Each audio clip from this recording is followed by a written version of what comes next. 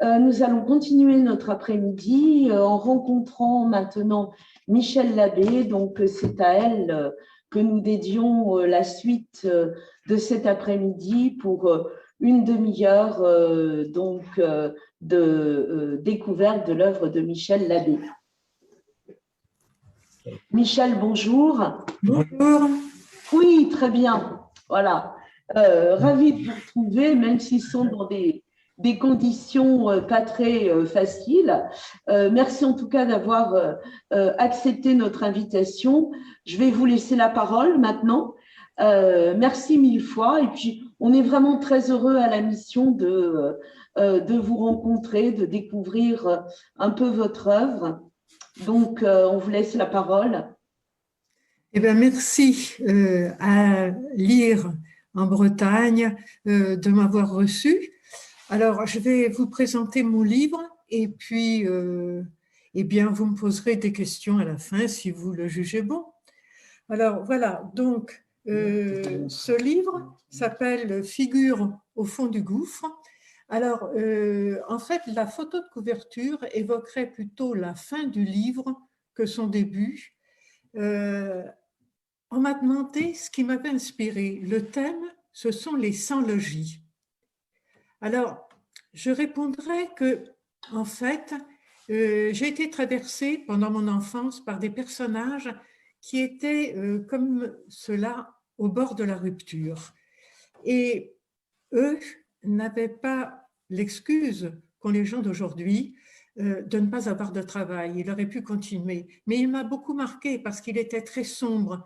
Il s'occupait de moi, je m'occupais de lui, mais on n'arrivait pas à trouver de solution, d'issue pour lui. Et en fait, comme beaucoup d'entre nous, il y a 20, même 30 ans, les sans-logis sont apparus de plus en plus nombreux parce qu'ils manquaient de travail, parce qu'ils étaient au chômage.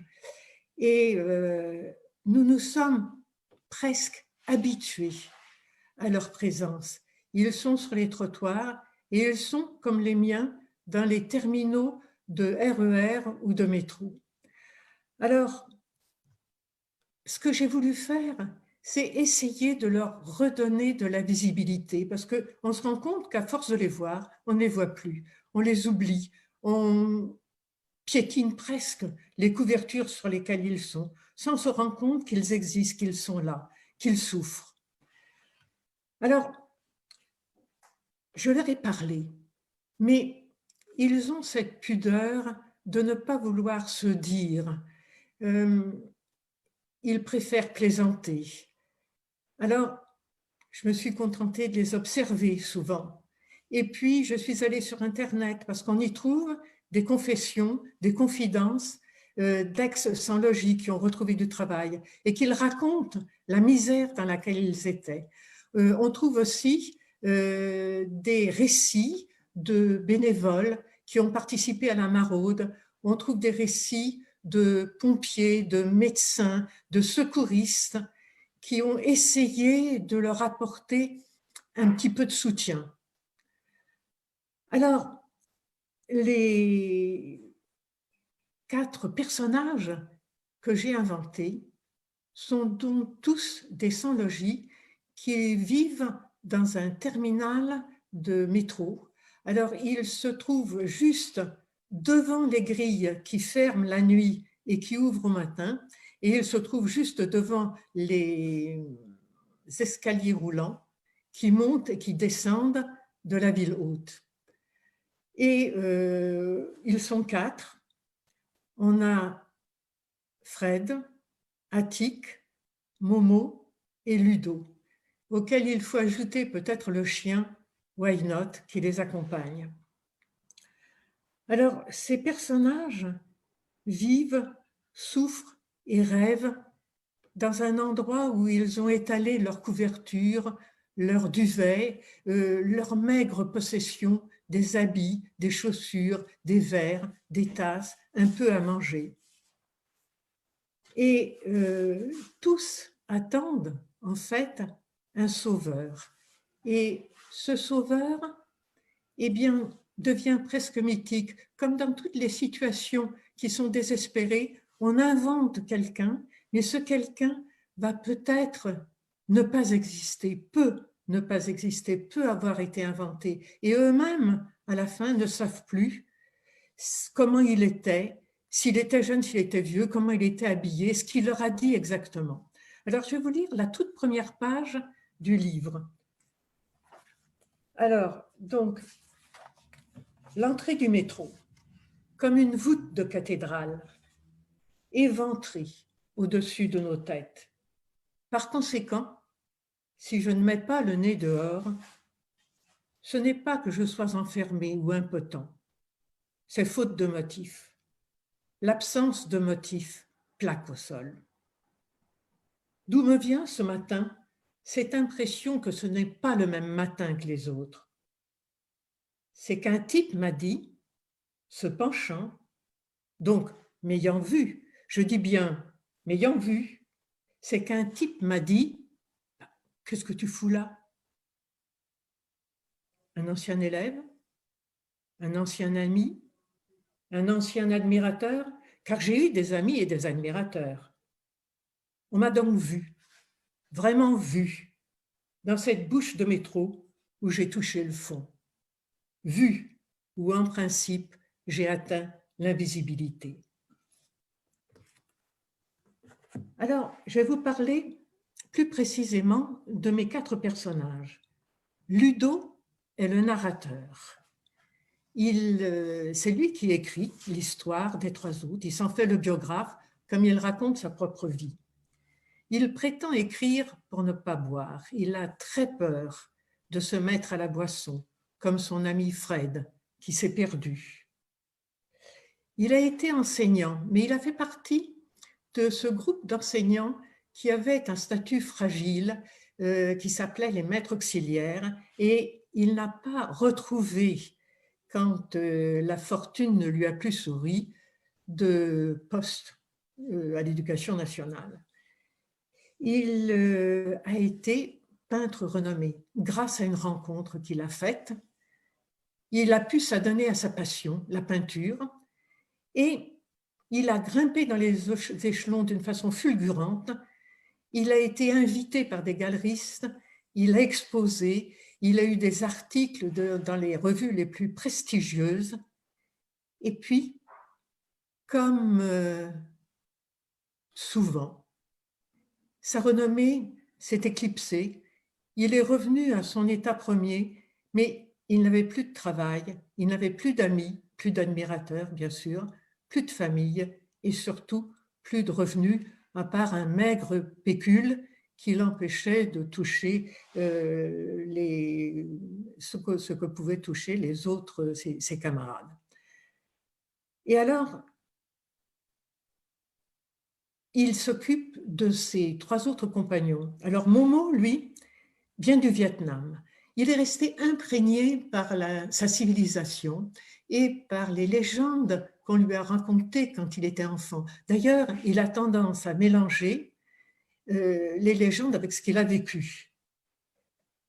Il était tourneur-fraiseur, mais quand les machines sont devenues numériques, il ne connaissait pas assez bien le français pour pouvoir tenir compte de ce qu'on lui expliquait, et il n'a pas pu s'adapter à la nouveauté. Et donc, il s'est trouvé sans travail. Attic, lui, a un BEP de mécanique auto. Alors déjà, quand il a eu son BEP de mécanique auto, l'embauche était difficile. Il a profité de ce qu'il rencontrait un couple d'Américains qui cherchaient un chauffeur. Il a donc sauté sur l'occasion et il est devenu un peu leur homme à tout faire, et leur chauffeur, bien sûr.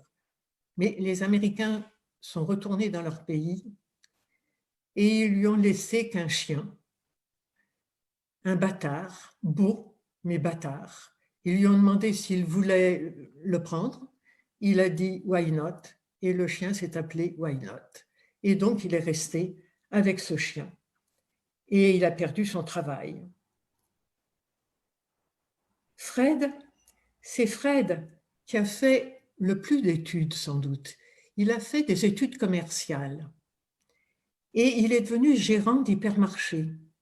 Mais il a vécu un traumatisme épouvantable. Il y a eu une mort dans sa famille, c'était tragique. Et il a été tellement marqué qu'il n'a pas pu s'en relever. Il a eu tendance à négliger un peu sa gérance. Il n'a pas fait le chiffre escompté et il a été éliminé lors d'un dégraissage. Voilà, alors ce sont les 4 personnages du roman. Ludo, lui, ne va pas à Pôle emploi. Eux, ils y vont. Alors évidemment, Fred est un peu sur la touche, parce que comme il est alcoolique, il a perdu ses compétences, il a perdu sa vivacité. Mais les autres, y vont. Et alors Fred est le plus à plaindre parce qu'il s'est mis à boire et il devient comique, ce que ne supportent pas les autres. Ils veulent bien être misérables, mais qu'ils deviennent ridicules aux yeux des gens qui passent devant eux pour aller rejoindre le métro, ça, ils ne le supportent pas. Alors, parlons un peu plus de Ludo. Alors, évidemment, moi qui suis exactement de Locmiquélic, donc d'un petit port sur la rade de l'Orient, je n'ai pas pu m'empêcher de décrire, de donner à Ludo cette origine-là. Et donc, Ludo se rappelle son enfance. Et en fait, il a tendance à être perplexe, à s'interroger sur la part d'imagination et du souvenir. Alors, je vais vous lire ce dont il se souvient. C'est le port de pêche vu de l'endroit où il habite et où il va avec son père et son grand frère. Alors, voilà, donc c'est la rade de l'Orient avec la fameuse glacière que l'on voit de loin.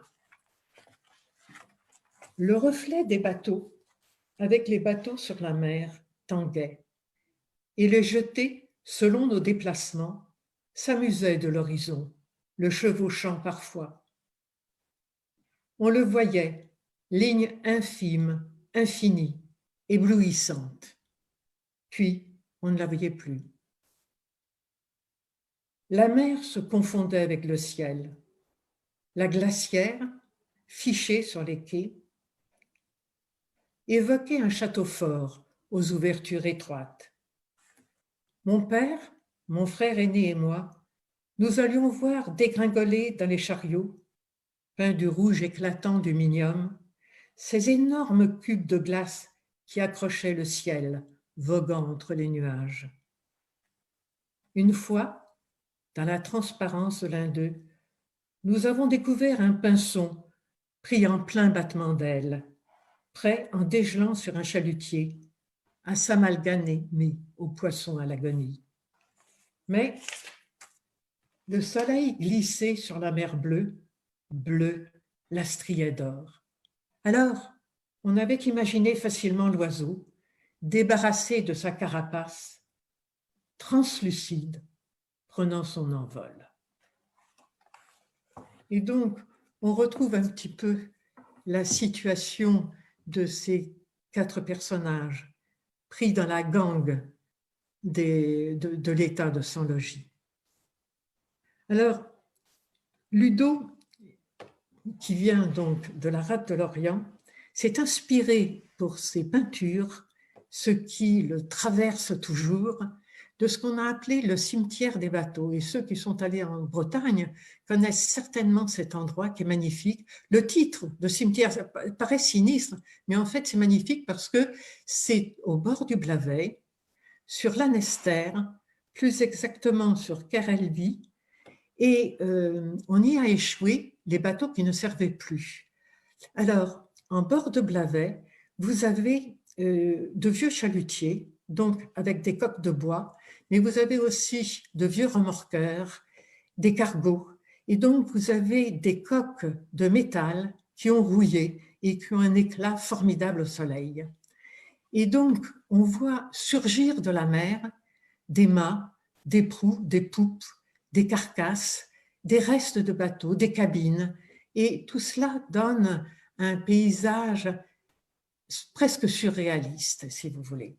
Et donc, Ludo, dans sa peinture, s'est inspiré de ces paysages un peu fantastiques. Et il dit, maintenant, au fond de mon trou,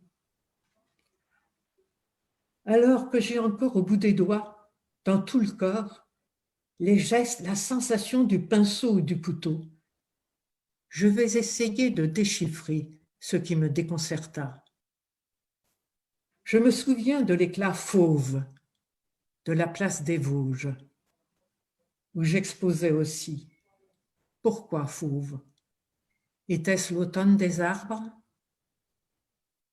Était-ce la patine des façades? Ou mes tableaux? Un type était venu, Hubert quelque chose, avec un essaim, non, un petit groupe de journalistes et photographes. Il avait attiré leur attention sur l'étrange et subtile couleur, c'est ce qu'il avait dit, qui, sur mes toiles, semblait tomber des hauteurs, venue d'un soleil invisible, c'est ce qu'il avait dit aussi. Je m'étais inspiré de coques de bateau qu'on avait fait s'échouer parce qu'ils ne pouvaient plus naviguer, pas loin de l'endroit où j'étais né, à Carmignane. Je continuais à peindre au couteau, y allant de grandes raclures carrées, mais abandonnant les gris pour des teintes vives. Les coques de bateau abandonnées, mangées par les algues et la rouille, avaient des bruns, des pourpres et des orangés. C'était vif, ça flamboyait. L'un des articles qui parurent dans la presse spécialisée, je crois que c'était dans Très et Gamme, parla de réalisme fauve, d'esthétique du divers et de l'apparition. Je le relus avec tant de satisfaction que j'en ai retenu des passages par cœur.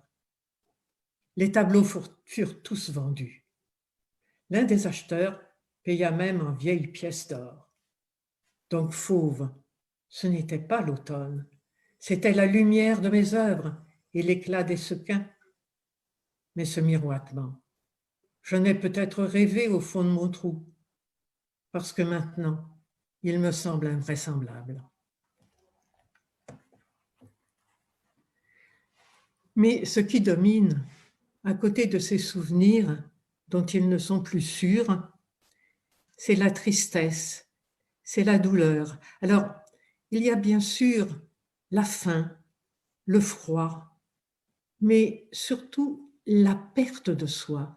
Non seulement la perte de la dignité, mais le fait d'être oublié et le fait de perdre même ses propres sens, c'est-à-dire qu'on n'est plus du tout sûr de ce qu'on voit, on n'est plus sûr de ce qu'on entend, on n'est plus sûr d'exister.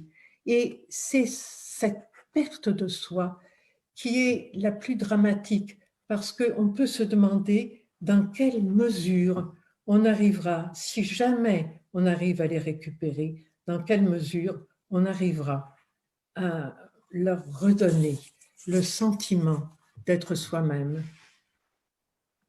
On grelotte, claque des dents, pris de panique, jusqu'à la sidération, la presque mort. Mais même quand il n'y a pas de menace d'orage ou menace d'attaque, notre corps sans mur, sans palissade, s'éprouve nu, vulnérable à l'extrême, et la moindre perception s'invente comble de l'horreur.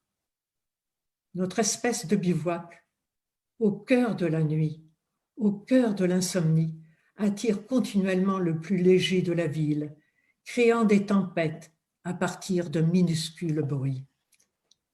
Les papiers gras, les feuilles arrachées au tilleul, les plumes de pigeons, ces froissements, frôlements, dont nous ne devinons pas d'emblée la provenance, se boursouflent de fantasmes et nous affolent, prenant des intensités que notre oui à pleurer démultiplie. Ce n'est plus une feuille, c'est un immeuble qui tombe. Ce n'est plus un octambule marchant dans la nuit, c'est une armée. Ce n'est plus un pigeon cherchant sa pitance, c'est un molosse guettant sa proie. Nos propres soupirs, tout ronflements prennent d'étranges résonances d'agonie. Nous savons que nos cauchemars pourraient prendre forme.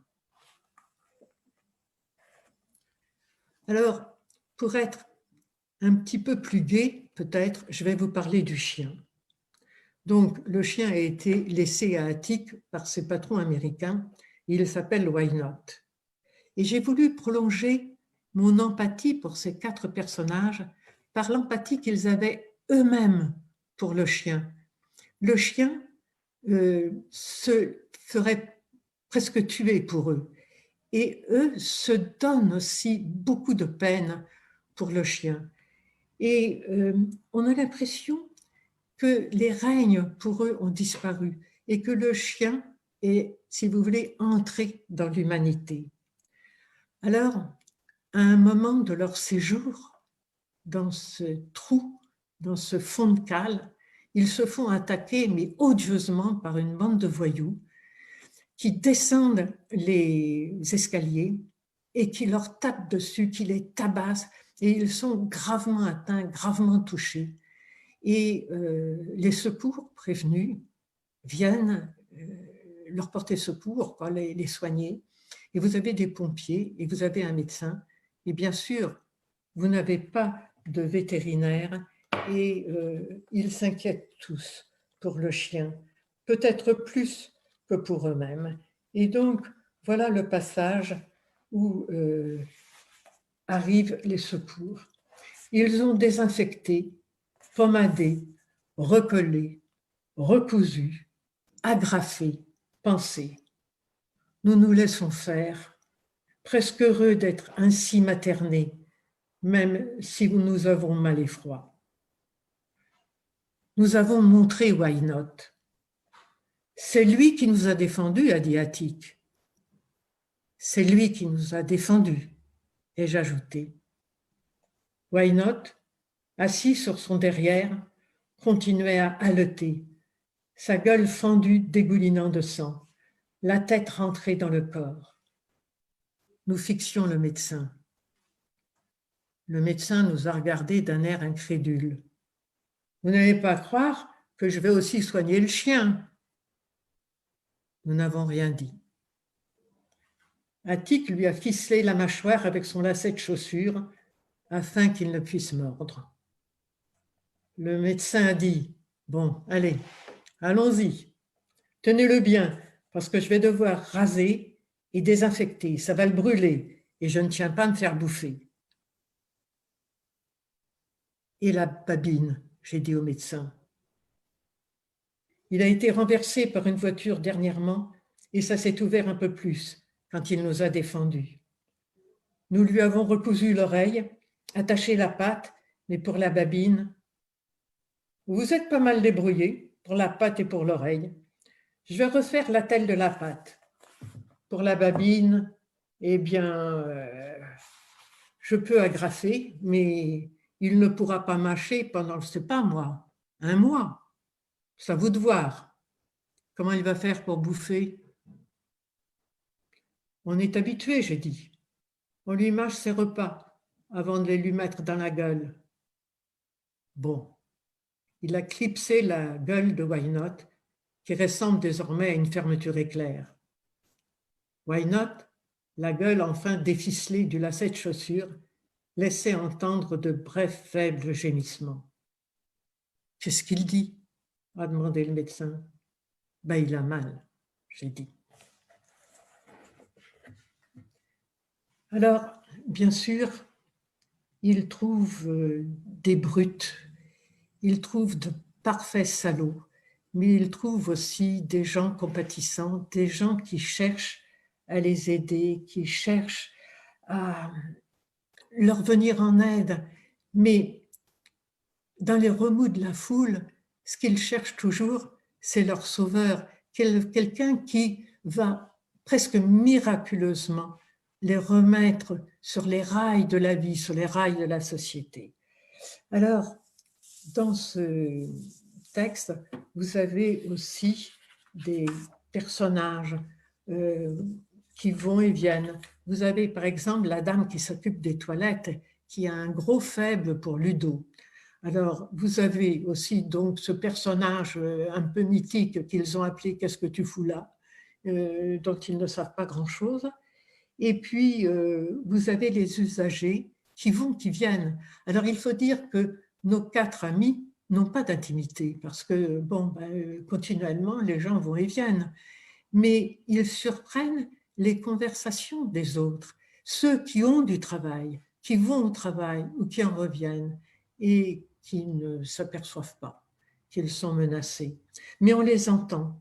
Alors, quelquefois, ce sont des idylles, quelquefois, ce sont des drames qui se couvrent, quelquefois, ce sont des morceaux de vie.